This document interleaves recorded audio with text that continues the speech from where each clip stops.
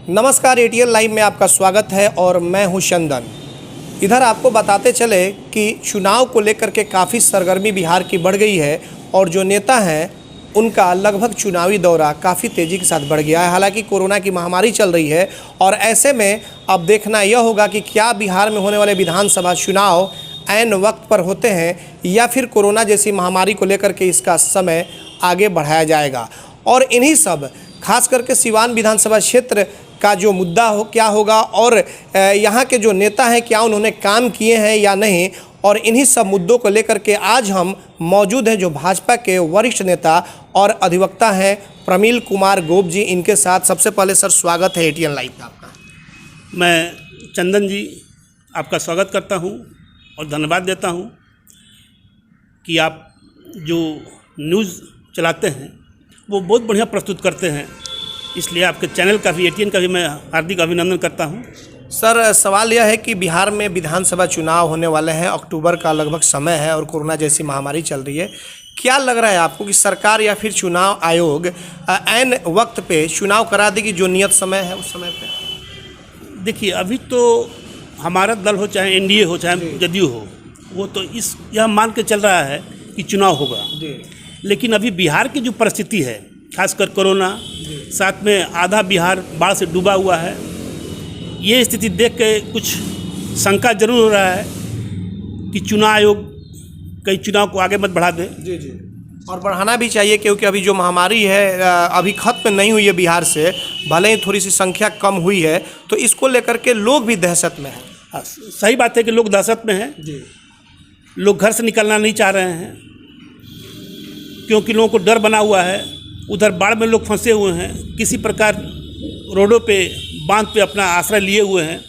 सरकार मदद कर रही है, लेकिन जो फंसे हुए लोग हैं किसी प्रकार रोड के किनारे अपना जीवन यापन, अपने साथ बच्चों का जीवन यापन कर रहे हैं, यही बहुत बड़ी खूबी है। अभी सर जो आप जैसे कि अभी कुछ दिन पहले आपने प्रेस कॉन्फ्रेंस किया था और सिवान विधानसभा पर अपनी दावेदारी भी की थी, तो क्या इस दावेदारी को माना जाए कि हाँ प्रमील कुमार गोप जी कल तक जिन्हें लड़ाने का काम करते थे आज स्वयं अब चुनावी मैदान में कूद पड़े हैं?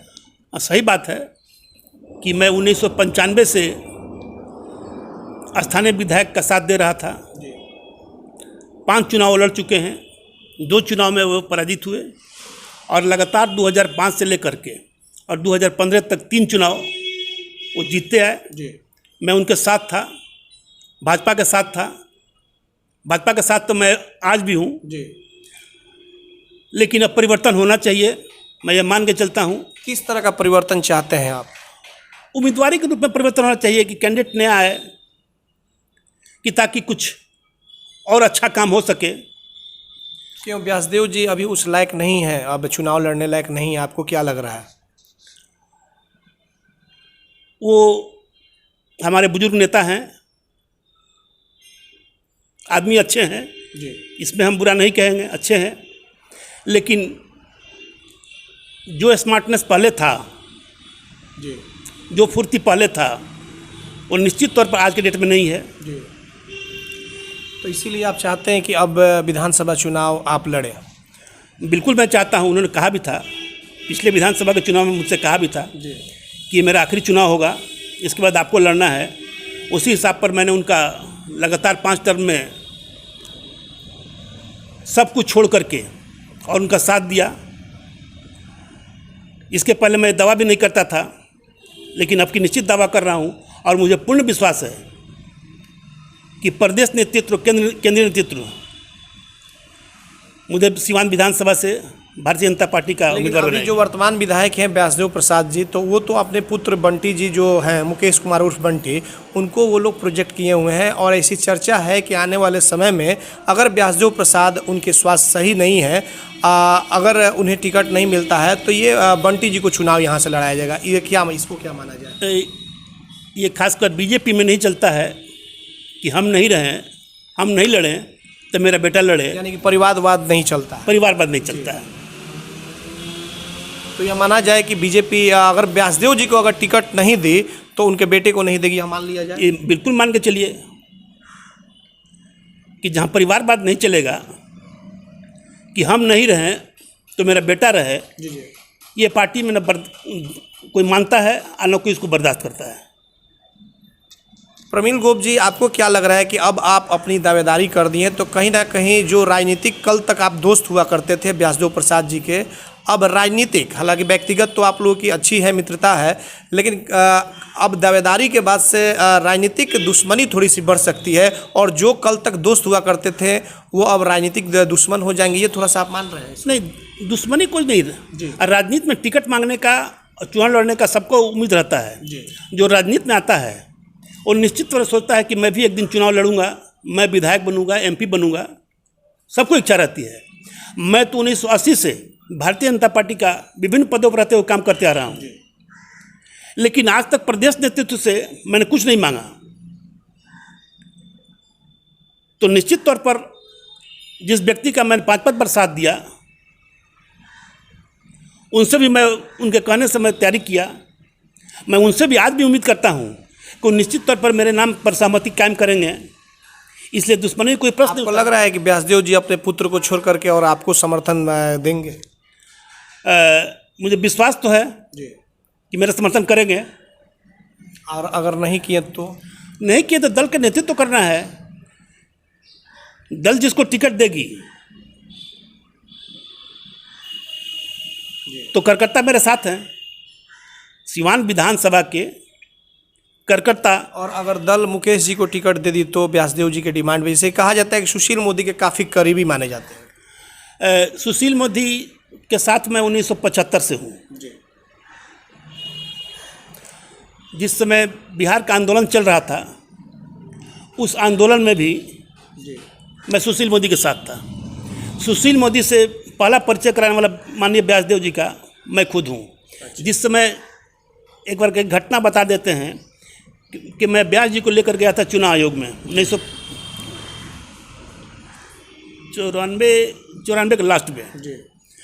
तो मैंने सुशील जी वहीं पर आए हुए थे, मैंने सुशील जी से व्यास जी का परिचय कराया और कहा कि व्यास जी आपकी टिकट इनको देना है। तो सुशील जी ने मुझसे यही कहा कि पिछले बार तुम भीमनाथ प्रसाद को लेके आए थे, उनको टिकट दिलवाए, अब कि इनको लेके आए हो, तुमको कब लड़ना है? तो मैंने सुशील जी से यही कहा कि सुशील जी जिस दिन आप चाहिएगा मैं चुनाव लड़ जाऊंगा। मैं सुशील जी को पुनः इस बात को याद दिलाया हूँ कि सुशील जी, आपने 1994 में मुझसे ये कहा था, मैं जिस समय व्यास जी को लेकर सिवान आया था, पटना आया था, तो सुशील जी कहा कि मुझे याद है उस दिन। तो हम कहीं आपसे टिकट मांग रहे हैं। आखिर इतने लंबे समय तक आपने व्यासदेव जी का साथ दिया, उस समय आप अपनी दावेदारी क्यों नहीं रखे? नहीं रखे कि कुछ पारिवारिक उलझन था। मेरे बच्चे पढ़े लिखे भी तैयार नहीं थे। मेरी एक बेटी और एक बेटा है, दोनों डॉक्टर हैं। दोनों को मैंने, दोनों का शादी कर दिया है, सेटल कर दिया है। मेरा लक्ष्य यही था कि मैंने दोनों बेटा बेटी सेटल हो जाए, शादी ब्याह हो जाए, उसके बाद मैं पूर्ण रूप से राजनीति करूँगा। तो दोनों सेटल हो गए हैं, चुनाव आया है। आज व्यासदेव जी का स्वास्थ्य ठीक नहीं है और कल तक अच्छे थे तो आप लोग साथ उठते थे, बैठते थे, तो आज आपका दायित्व ज़्यादा बढ़ जाता है। लेकिन फिर भी देखा जा रहा है कि आज आप वो घोर विरोधी के रूप में आज दिखाई आप दे रहे हैं। आज तो आपको साथ देना चाहिए व्यासदेव जी का, या उनके पुत्र अगर आ रहे हैं तो उन्हें। जिस दिन व्यास जी का तबीयत खराब हुआ था, मैं उनके बगल में बैठा हुआ था और हम लोग थे तो तुरंत डॉक्टर को बुला करके उनका 10 मिनट के अंदर इलाज प्रारंभ कर दिए। 1 घंटा के अंदर पटना भेज दिया गया। तो व्यक्तिगत लगाव था। आज भी व्यक्तिगत लगाव में कोई कमी नहीं है, लेकिन जहाँ तक राजनीतिक लगाव है, दुरापन कोई नहीं है। टिकट मांगना अगर कोई दुश्मनी का है तो मैं इसे नहीं मानता हूँ कि मांगने का अधिकार हमको भी है, मांगने का अधिकार उनको भी है। आज के पहले सिवान से 5 बार में कोई दावेदार नहीं हुआ करता था। बंटी जी, आप भी बहुत दिन से पत्रकारिता कर रहे हैं, आप भी कर रहे हैं, आपके पिताजी भी कर रहे हैं, लेकिन अब की पहला बार है कि सिवान से कई एक दावेदार हैं, मैं भी एक दावेदार हूँ। अच्छा, आपको ऐसा नहीं लग रहा है कि बीजेपी में जिस तरह से दावेदारी धीरे धीरे बढ़ती जा रही है, आप हो गए, बबलू शाह हो गए, व्यासदेव जी तो सिटिंग कैंडिडेट हैं, या और भी कई श्रीकांत भारती के लड़के हो गए, इस तरह के तमाम ऐसे लोग हैं, तो आपको ऐसा नहीं लग रहा है कि बीजेपी कमज़ोर हो जाएगी और विपक्ष जो है वो बिल्कुल मजबूत होगा, आने वाले चुनाव में उसको बेनिफिट मिल सकता है? देखिए, जितने भी कैंडिडेट हुए हैं जी, वो सब मेरे नाम पर तैयार हैं कि अगर प्रमिल जी गोप बाबू को टिकट मिलता है तो सब लोग हम लोग तन मन धन से उनके साथ रहेंगे। दिल्ली है सबसे लेकिन बबलू साहब खुद अपने आप को दावेदार मान रहे हैं और वो बजरंग दल विश्व हिंदू परिषद के पुराने नेता है, तो वो कैसे आपका साथ देंगे अगर भाई दो इस तरह की बात आती है? तो वो तो स्वयं कैंडिडेट है। नहीं, कैंडिडेट हैं उसके बाद भी जी कैंडिडेट तो बहुत लोग हैं जी लेकिन सबका एक ही कहना है कि अगर प्रमिल जी को गोप बाबू को टिकट मिलता है तो हम लोगों के साथ हैं। इसलिए दावेदारी करना कोई बुरी बात नहीं है। जी जी लेकिन मेरे नाम पर सबकी सहमति है, ये मैं पूर्ण विश्वास के साथ कहता हूँ। अगर मौका मिलेगा तो मैं उसको सबसे बात भी करा दूंगा कि जो उनका कहना है। अच्छा, आपको क्या लग रहा है कि 3 बार विधायक व्यासदेव प्रसाद जी सीवान से विधायक रह चुके हैं, जो विकास होने चाहिए सीवान में क्या आपके नज़र में हुए हैं? मैंने उस दिन भी कहा था जी कि जो विकास होना चाहिए था वो नहीं हुआ है, क्योंकि जो विकास का रूपरेखा होना चाहिए, जो प्लानिंग से होना चाहिए वो नहीं हुआ है। आज कई मोहल्ला डूब रहा है। जी जी आज भी दिन डूबा हुआ है। विधायक जी का ही सटे जो मोहल्ला है वो डूब रहा है, जहाँ विधायक जी कह रहा है। हम बता ही देते हैं। जी पाल नगर, जी शिवाजी नगर, नई बस्ती, लक्ष्मीपुर, आनंद नगर, जी जी जी शांति नगर, जी, जी। ये डूबा हुआ है। ये केवल उसमें दोषी सिवान की नगर परिषद भी है, जी क्योंकि जब तक यहाँ होता क्या है कि 100 फीट नाली बन गया जी और उसके बाद वो 100 फीट बन गया, उसका किधर से निकास होगा कहीं कोई ठिकाना नहीं। फिर 200 फीट छोड़ कर फिर 100 फीट बन गया, आउटलेट इनलेट आउटलेट कहीं कोई ठिकाना नहीं। अभी राजेंद्र पथ में रोड बन रहा है जी और रोड के दक्षिण साइड में नाला बन रहा है। अगर पानी हुआ तो उत्तर साइड में पुनः पानी लगेगा, ये कहीं उधर ठिकाना का भी खराब होगा। जी तो जब तक प्लानिंग से नगर का विकास नहीं होगा तब तक उसको कैसे मानेंगे पूर्ण हो चुका है।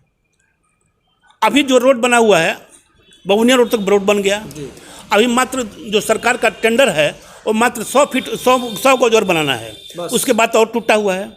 एक दिन मेरी स्कूटिव से बात हुई, स्कूटिव से हमने कहा कि स्कूटिव साहब 300 मीटर और बनवा दीजिएगा तो जितना टूटा हुआ सब बन जाएगा। उन्होंने कहा कि इतना ही पास है। तो सरकार के गलत रवैया के, इस प्रशासन के जो अधिकारी हैं, अधिकारी के गलत मापदंड के चलते जितनी भी कठिनाइयाँ हो रही हैं अधिकारियों को चलते हो रही हैं। मैं सिवान के डीएम को और मंगल पांडे को धन्यवाद दूंगा कि आज जो रोड दिखाई पड़ रहा है इन्हीं लोगों के चलते, वर्तमान के डीएम और माननीय मंगल पांडे जी के सहयोग से ये रोड भी दिखाई पड़ रहा है। क्यों इसमें सांसद और विधायक का योगदान नहीं है? सत्य कहूँ तो नहीं है, क्योंकि मैं विकास के पर मैं किसी पद पर नहीं हूँ, लेकिन जनता का समस्याओं के लिए हमेशा जूझते रहता हूँ। चाहे विधायक हो, चाहे एमपी हो, चाहे मंत्री हो, चाहे प्रशासनिक पदाधिकारी हो, डीएम एसडीओ, सबसे लगा रहता हूँ कि किस प्रकार विकास हो सीवान का। क्योंकि जिस समय रोड टूटा हुआ था 4 वर्षों से, लोग गिर रहे थे, कई एक्सीडेंट हो गया है, कई आदमी मरे भी हैं, उसमें मरे भी हैं। लेकिन जिस दिन डीएम ज्वाइन किए, उनके संज्ञान में जब गया, उन्होंने तुरंत इस पर कार्रवाई शुरू किया। मंगल पांडे से, मंत्री जी से हमारी डेली बातें होती थी। रिजल्ट भी सामने आया। अब रिजल्ट भी सामने आ गया। तो क्या लग रहा है कि जैसे कि पानी की जो समस्या होती है, एक तो पहले बरसात आ रहा है, उस समय काम किया जा रहा है, तो कम से कम एक इसका जो है कि एक नक्शा तैयार कर लेना चाहिए, कैसे क्या करना है कि कम से कम शहर में जो पानी का जो जल जमाव की जो ज़्यादा स्थितियाँ उत्पन्न हो रही है इसको दूर किया जाए। इसके लिए क्या करना चाहिए? क्या आप कुछ आपने सोचा है? इसलिए कि आप अब जनप्रतिनिधि आप भी बनने के मूड में है, तो कुछ आपने इसके लिए प्लान सोचा है? बिल्कुल सोचा है जी कि जब तक टाउन का नक्शा निकाल करके और जब तक देखा नहीं जाएगा कि कहाँ से पानी कहाँ निकास होगा, उस हिसाब से लेवलिंग करके और नाला का निर्माण नहीं होगा, तब तक हम कितनों छोटी मोटी नाला बनवा लें, वो निकास नहीं हो पाएगा। और इसके लिए डीएम के अध्यक्षता में बैठना होगा और नगर परिषद को साथ देना होगा कि ताकि टाउन का समुचित विकास हो सके, कि वर्षा हो 1 घंटा के अंदर सारा पानी निकल जाए। अभी आपको क्या लग रहा है, नगर परिषद जिस तरह से काम कर रहा है उससे आप संतुष्ट हैं? नहीं, बिल्कुल मैं संतुष्ट नहीं हूँ। नगर परिषद के अध्यक्ष और उपाध्यक्ष नगर परिषद के पदाधिकारियों से लगातार आदेश करते जा रहे हैं, उनसे आग्रह करते जा रहे हैं ये काम करना है, लेकिन नगर परिषद के पदाधिकारी जो हैं उनके हठ धार्मिकता की वजह से नगर परिषद का विकास कार्य में एकदम रुक चुका है। कहीं कोई काम नहीं हो रहा है, जो काम भी हो रहा है वो घटिया काम हो रहा है। अच्छा, पॉलिटिकल थोड़ा बात कर लें कि व्यासदेव प्रसाद जी जो है उनके लोग कहते हैं कि उस समय जब कोई नहीं आता था चुनाव लड़ने के लिए आरजेडी के शासनकाल में, उस समय इन्होंने विपक्षी के खिलाफ आकर के चुनावी मैदान में आए थे और उस समय 2-3 ही लोग उनका साथ दिया करते थे। तो आज परिस्थितियां काफ़ी अच्छी भी हो गई है और उस समय मोहम्मद शहाबुद्दीन का जलवा होता था सिवान में। तो इसको आप बात मान रहे हैं कि व्यासदेव प्रसाद ने काफ़ी उनका विरोध करते हुए और आज इस तरह की सीट पर काबिज हुए हैं? बंटी जी, हमको लगता है उस समय आप छोटे रहे होंगे। जी जी जी जी। मैं 1980 से भारतीय जनता पार्टी के साथ दे रहा हूँ। 12 वर्ष तक लगातार मैं महामंत्री था, 2 टर्म लगातार मैं नगर का अध्यक्ष था, उसके बाद जिला में 3 टर्म मैं महामंत्री था, 1 टर्म उपाध्यक्ष था। मैं शुरू से मेरे सीट पे 2-2 बार बम भी रखा गया, इसलिए रखा गया कि मैं भारतीय जनता पार्टी का साथ छोड़ दूं और मैं व्यासदेव प्रसाद का साथ छोड़ दूं। मेरे पास पहले लाल मारुति हुआ करती थी, मेरे पास टेलीफोन आता था, माननीय व्यासदेव जी को पहले गाड़ी नहीं थी, तो मेरे पास टेलीफोन आता था कि आप व्यास को लाल गाड़ी में घुमाते हैं, गाड़ी सहित आप दोनों को उड़ा दिया जाएगा। मैंने उनका जवाब यही देता था कि मेरे पास लाल मारुति है तो मैं पीला मारुति कहाँ से ले आऊँ, और हम लोग घूमेंगे, आप लोगों को जो करना है कीजिए। धमकी यहाँ तक मिलता था कि सिवान छोड़ दीजिए 3 दिनों के अंदर। आखिर ये लोग कौन उस समय धमकी दिया करते थे? वही लोग जो थे, आज सब लोग जेल के शिक्षा में अंदर में हैं। तो कुछ लोग कहते हैं कि उन्हीं के लोगों के जो समर्थक हैं उनके केस भी आप ही देखते हैं, आपके पास लोग आना जाना रहता है, बैठना भी रहता है, तो फिर आपको किस तरह की धमकी मिलेगी? देखिए, मैं पेशे से वकील भी हूँ और वकील के पास केवल भारतीय जनता पार्टी के लोग नहीं आते हैं, सारे दर के लोग आते हैं, वो शरीफ हो, बदमाश हो। और मैं खासकर क्रिमिनल प्रैक्टिस करता हूँ, तो क्रिमिनल प्रैक्टिस में किसी को मनाही नहीं है कि किसी के पास किसको आना है किसको नहीं आना है। इसलिए मेरे पास आते हैं सब लोग और सब लोग अपना काम करा के जाते हैं। अच्छा, ये बताइए कि क्या मुद्दा होगा अगर आप चुनावी मैदान में आते हैं, तो क्या मुद्दा होगा? बाई द वे, अगर मान लीजिए कि अगर व्यासदेव जी के परिवार को या किसी और को टिकट अगर बीजेपी देती है, तो क्या आप निर्दलीय चुनाव लड़ेंगे? नहीं, देखिए, अब निर्दलीय का चुनाव तो हमने नहीं सोचा है, उस समय आने पर पता लगेगा, आप लोगों से राय करके ही। मतलब कि चुनाव लड़ना है, ये एकदम तय है? चुनाव पार्टी से लड़ना है, पार्टी से? निर्दलीय से लड़ने का तय नहीं है अभी। अच्छा अच्छा। वो परिस्थिति क्या बनता है उस पर डिपेंड करता है। और अगर व्यासदेव जी के बेटे को अगर टिकट मिला तो क्या आप साथ देंगे? मैं पूर्ण विश्वास के साथ करता हूँ उनको टिकट नहीं मिलेगा। नहीं मिलेगा? नहीं मिलेगा। श्योर हैं आप एकदम? 99.9%। और क्या मुद्दा होगा अगर आप लोग क्षेत्र में जा रहे हैं जनता के बीच, तो क्या कुछ आपने सोचा है सिवान विधानसभा क्षेत्र के लिए, या फिर वैसे ही जिस तरह से चल रहा था उसी तरह से? नहीं, बिल्कुल नहीं जी। अगर मैं तो मेरा कुछ सोच है जी कि सिवान विधानसभा का सर्वांगीण विकास होना चाहिए जी। और छोटे छोटे कामों में जी जो जनता को परेशानियां हो रही हैं, खास करके जो ब्लॉक लेवल पे और थाना लेवल पर, उसको दूर करने का तो मैं निश्चित तौर पर प्रयास करूंगा कि कोई दुखी जो है, कोई गरीब सताया नहीं जाए किसी के द्वारा। उनके लिए आज के डेट में भी अगर मुझे 12 बजे रात में भी मुझे कोई खोजता है तो मैं हाजिर रहता हूँ, 2 बजे रात में हाजिर रहता हूँ। तो अगर भगवान की इच्छा होगी, अगर मैं यहाँ से प्रतिनिधि चुन लिया गया, तो उस समय भी जो आज मैं हूँ वही रहूँगा, न कि प्रतिनिधि होने के बाद कि नहीं आप सुबह आइएगा 9 बजे आइएगा, 9 बजे आपसे मिलूंगा, वो काम तो मेरे द्वारा नहीं। गोप जी एक चीज़ देखी जा रही है कि इस सरकार में खास करके देखा जा रहा है कि विधायक हों या फिर कोई भी बड़े पदों पे हों, अगर किसी थानाध्यक्ष को फ़ोन करते हैं या वीडियो या सीओ, तो वो इनकी बातों को नहीं मानता है। आखिर क्यों इस तरह से जनप्रतिनिधि की बातों को नहीं मानी जाती है? आप विधायक हैं और इस तरह से अगर आपकी बात को नहीं सुनी जाती है तो आम लोगों की, तो क्या अब नीतीश सरकार में ऐसा क्यों इस तरह से हो रहा है, ये नहीं समझ में आ रहा है। ये डिपेंड करता है कि आप कैसे विधायक हैं जी। यहाँ पर भी बहुत सारे विधायक हैं जी। जो थाना में एक बार फ़ोन करते हैं तो थानेदार आगे बढ़कर काम करता है। जी। जी। मैं आज की डेट में भी, मैं विधायक नहीं हूँ, मैं कुछ नहीं, कोई प्रतिनिधि नहीं हूँ, लेकिन हम लोग करकर्ता के काम के लिए जाते हैं, फ़ोन करते हैं तो निश्चित तौर पर सबकी काम होती है और सुना जाता है। तो कारण क्या आखिर मान रहे हैं कि विधायक की बात और बड़े बड़े नेताओं की बात एक थानाध्यक्ष नहीं सुनता है, तो फिर लोग क्यों, कैसे उम्मीद रखें आपसे? देख, कुछ कमियां हैं जी। कुछ कमियां हैं जिसको मैं छिपाता नहीं हूँ। पहले था कि थानाध्यक्ष को ये डर रहता था कि मैं फलना का बात नहीं मानूंगा तो कल मेरा ट्रांसफ़र हो जाएगा, मेरे खिलाफ क्वेश्चन हो जाएगा। वो डर समाप्त हो चुका है।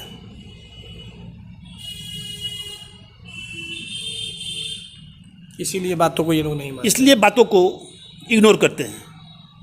अच्छा, अभी एक चीज़ देखा जा रहा है कि आपकी बीजेपी पार्टी में काफ़ी अंतरकला दिखाई दे रहा है। कभी हैप्पी यादव अजय जी पर हमला करते हैं तो कभी अजय जी इन पर हमला करते हैं, ये समझ में नहीं आ रहा है। तो ये तो कहीं ना कहीं कि एनडीए को तोड़ने की बात इस तरह से होती है। देखिए, अभी जो नए लोग हैं जी। ये लोग भाजपा में नए आगंतुक सदस्य हैं, इनको भाजपा का कल्चर का भी जानकारी नहीं है कि बहुत कुछ जो रूम में बैठकर होना चाहिए वो मीडिया में आकर कहने से आपस में मतभेद बढ़ेगा। तब मैं इन लोगों से आग्रह भी करता हूं कि जो बात मीडिया में नहीं कहनी चाहिए वो नहीं कहें, आपस में बैठ बात कर लें। और कोई कहता है, कोई गाली देता है तो देने दीजिए, गाली दे क्या करे, अपना मुंह खराब करेगा। हर बात का जवाब भी नहीं देना चाहिए। जी जी जी, सही बात। जवाब देने से जवाब का बात होते जाएगा तो बात बिगड़ जाएगा, वो पर्सनल दुश्मनी में बदल जाएगा। इसलिए भाजपा का कल्चर ये नहीं है और भाजपा के कल्चर में आने में उन लोगों को समय लगेगा। चलिए, अब अंतिम सवाल गोप बाबू ये कि आपके चुनाव को लेकर के क्या बड़े बड़े कुछ आला कमान बड़े नेताओं से बात हुई है इस पूरे मामले पे? मेरी बात दिल्ली से लेकर पटना तक प्रतिदिन हो रही है, बड़े नेताओं से। बड़े नेताओं से सब ने मुझे आश्वस्त किया है। और देखिए, चुनाव लड़ना है हमको यहाँ पे राजद से, और राजद से लड़ना है 15 साल का विकास, 15 साल का सुशासन और 15 साल का जंगल राज। इसी को जनता को दिखाना है कि जो 15 साल पहले था क्या वो चाहते हैं। और ये क्या मंगल राज है? इसको मंगल राज ही कहेंगे।